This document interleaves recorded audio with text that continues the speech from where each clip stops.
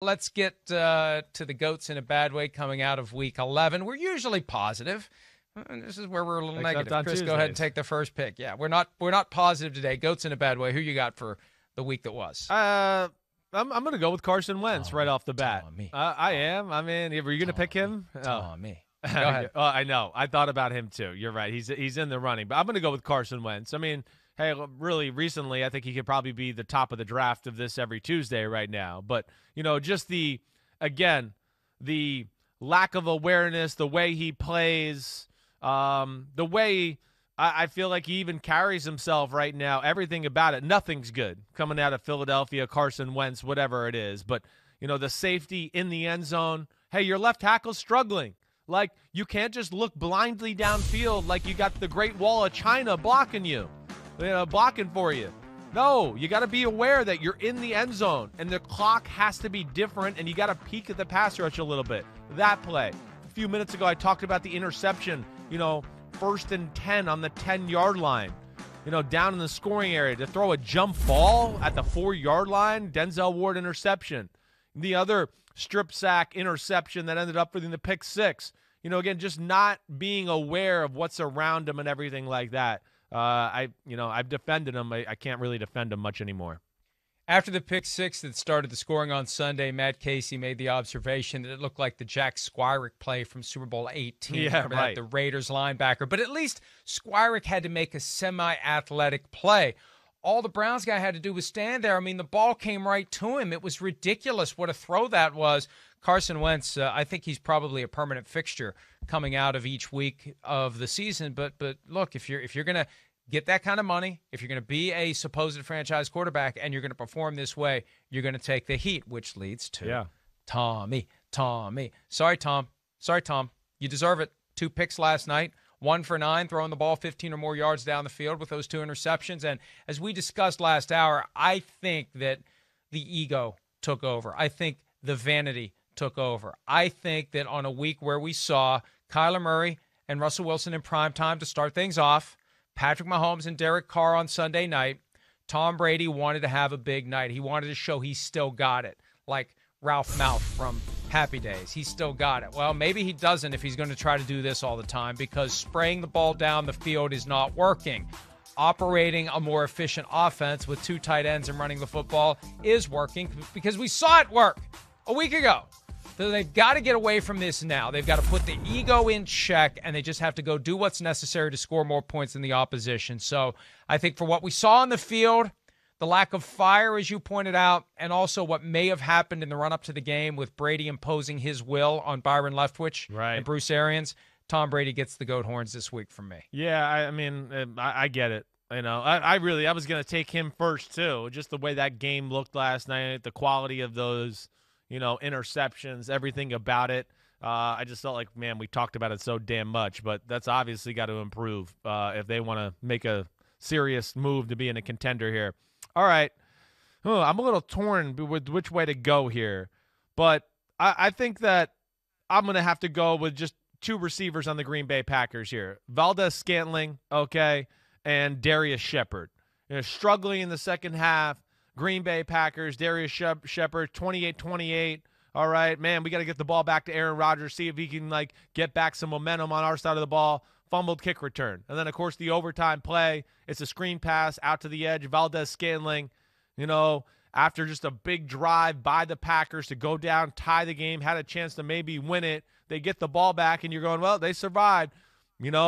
Probably going to go down here and at least get a field goal. They'll get their wits together about them here. Valdez-Scantling fumbles, game over from there. To me, not that they played horrible, but that was just 2 bad mistakes by solid players and big moments that cost the Packers the football game.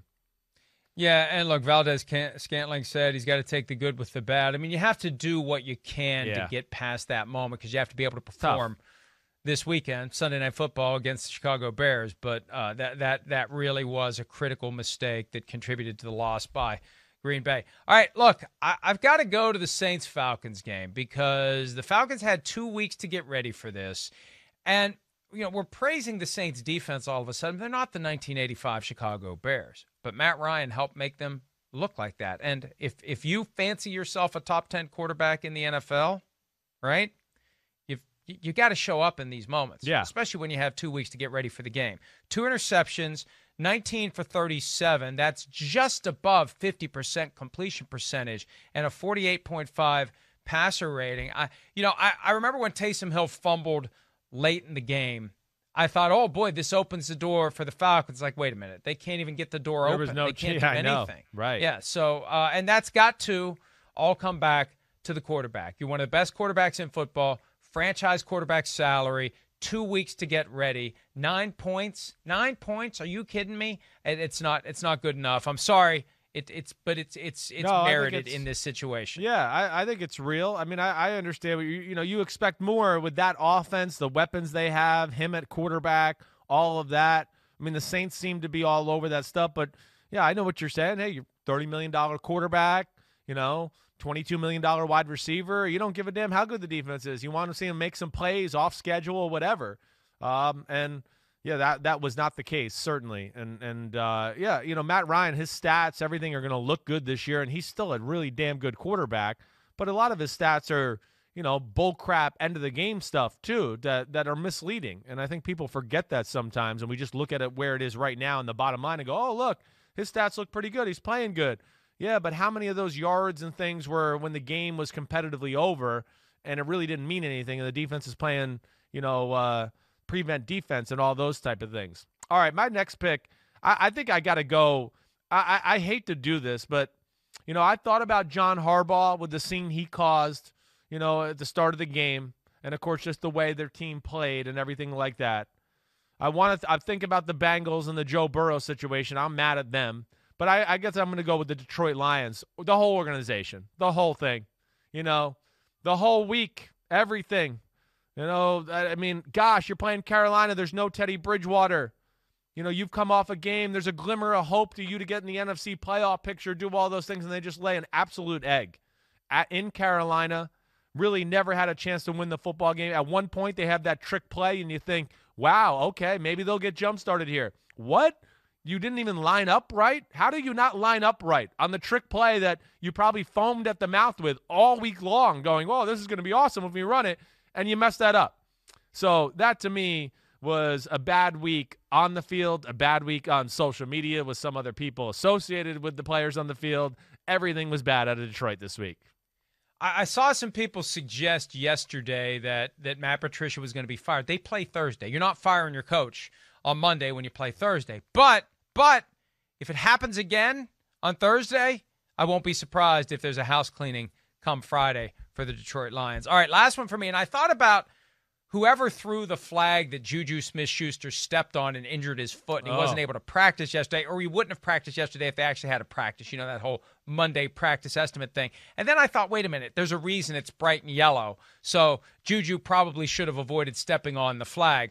So I'm going to go with our old friend Roddy White and I hate to pick two from the same game, but what the hell, I'm going to do it. It's my choice. Roddy White with the tweet that he put up after the Saints decided to go with Taysom Hill. There it is. Saints about to get whipped, trying us with Taysom Hill at quarterback. We about to snack them. And stuff like that never matters. Stuff like that doesn't motivate anyone. Well, Sean Payton retweeted it minutes after the game ended. Oh, yes, it does matter. Hi, I'm Mike Tirico, and thanks for watching. Make sure to hit subscribe for the latest news and highlights from NBC Sports.